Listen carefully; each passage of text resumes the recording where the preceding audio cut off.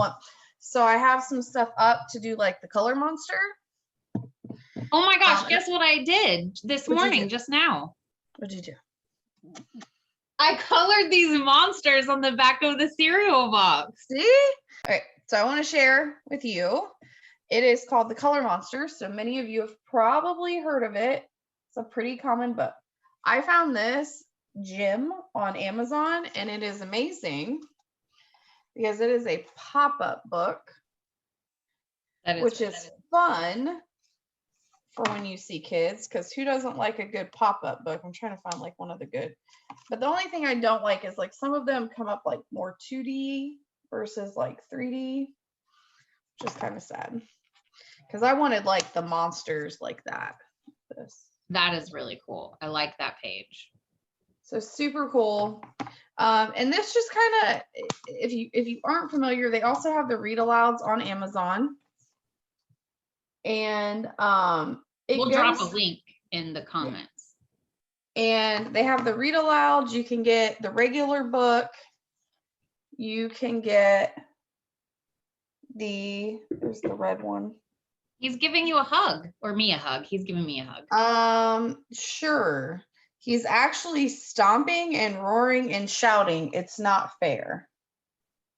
Which I feel, because there are, how many times a day do we feel like life is not fair? Quite a bit. And here is scared, which I think fear is interesting because he's actually colored black, like a dark black or a dark brown. And it's being scared. And then calm is on his island retreat, which I would like this island retreat with calm. And then, then it's like we put all of our emotions in their jars.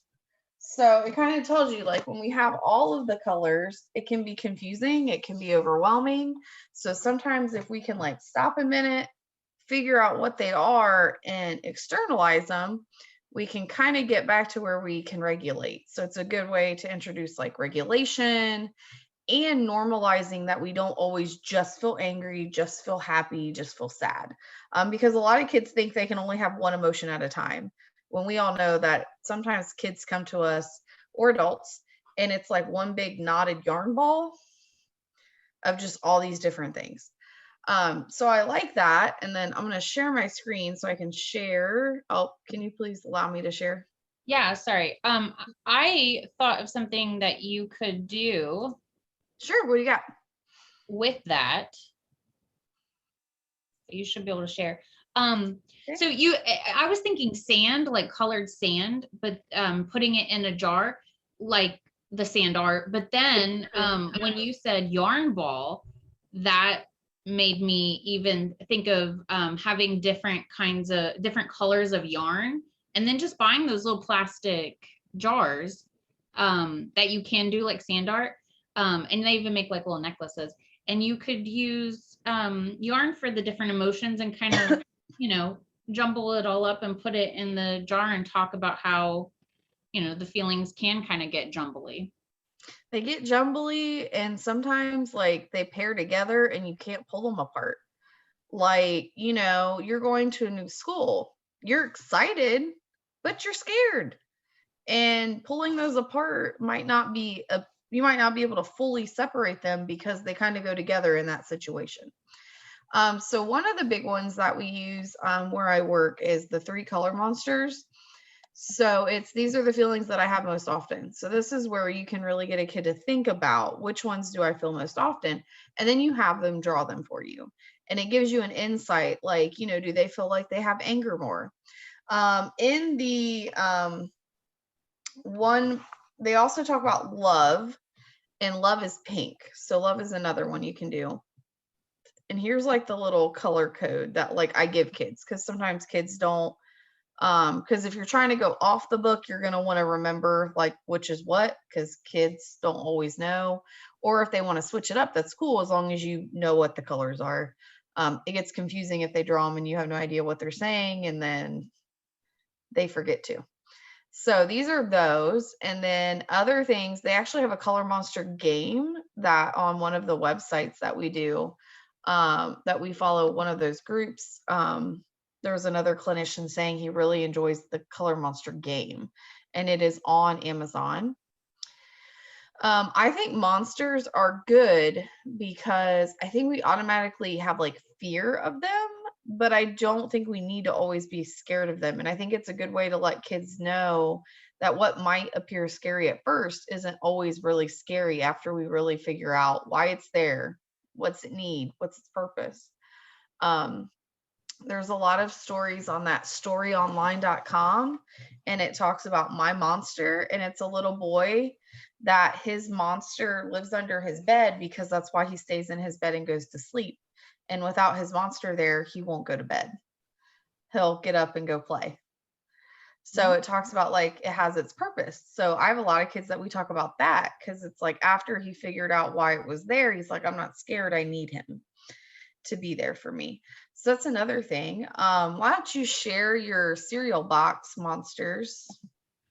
I will, and I'm already Your brain firing. Yes, and I think obviously today's themes revolve around monsters, and I have a book I want to share next too.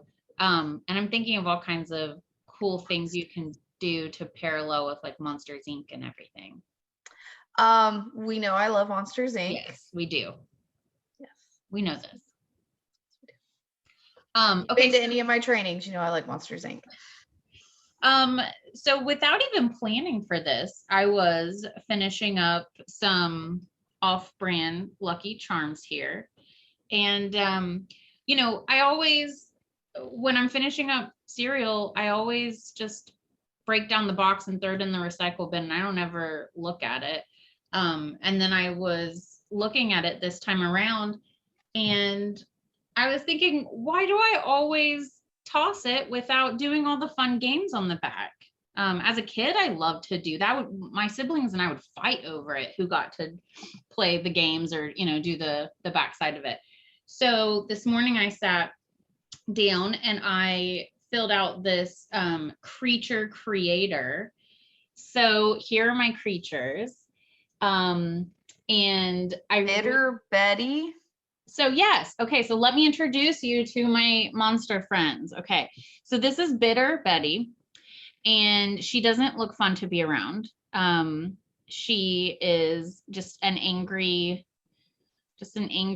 creature lady, but her special powers are boundaries. And this came from somebody called me a bitter woman one day recently, and then Elise, have I shared the one piece of knowledge I remember from high school about bitterness? I don't think so. Okay, are you ready for your mind to be blown? I'm prepared. Okay, so you know how when you're eating something bitter and you automatically make that face, even if it's something you enjoy, you just automatically make the bitter face. Okay, so like when someone says something's bitter or, oh, you're just being bitter, it's never like a happy way that they're saying it. But the reason why we have bitter taste buds and why we make that face is because like time travel way back when the cavemen were hunting and gathering and they didn't have a grocery store to like just go buy cereal. They had to just kind of trial and error with what they ate. So they would like pick berries, and if they were bitter, that was poisonous, so they would spit them out and they want to eat them. So bitterness actually evolved as a form of survival. Like it helped people know what was safe to eat and what wasn't safe to eat. Okay. Isn't that the coolest thing? So when you call someone bitter, or when I was called a bitter lady, I thought, you know what, you're just toxic to me. And I'm reacting bitterly because you're not a safe person. So yes, Bitter Betty has boundaries. And then I have Feverish Fiona. She's extra cute. I love her big nose.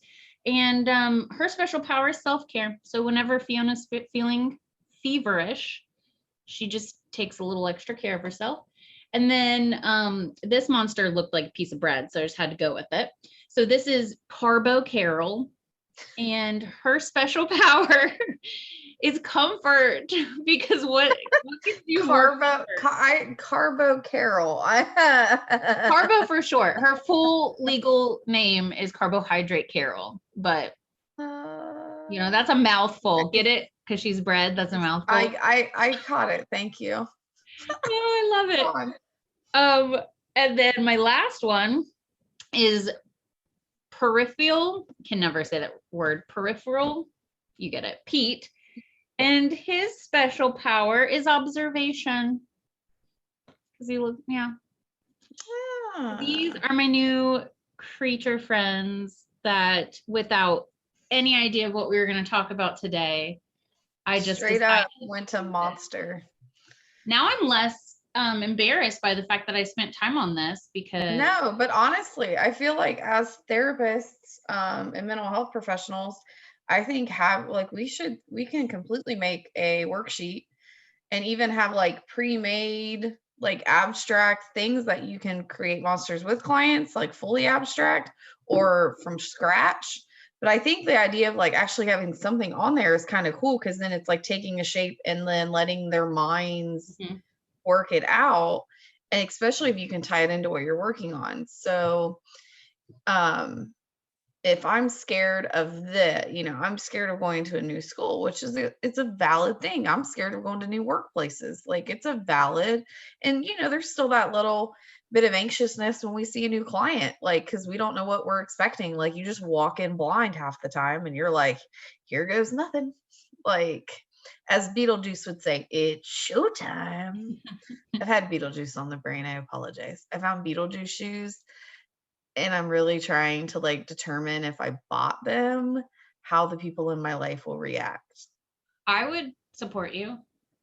I know you would, but you don't live with me. I could. You don't want to live here. It's a zoo. So maybe we should do Beetlejuice one day. That'd be a fun one. Because even in Beetlejuice, like he has a purpose to the story. And the sandworms have a purpose to the story. Like, so what do these monsters have a purpose in your story?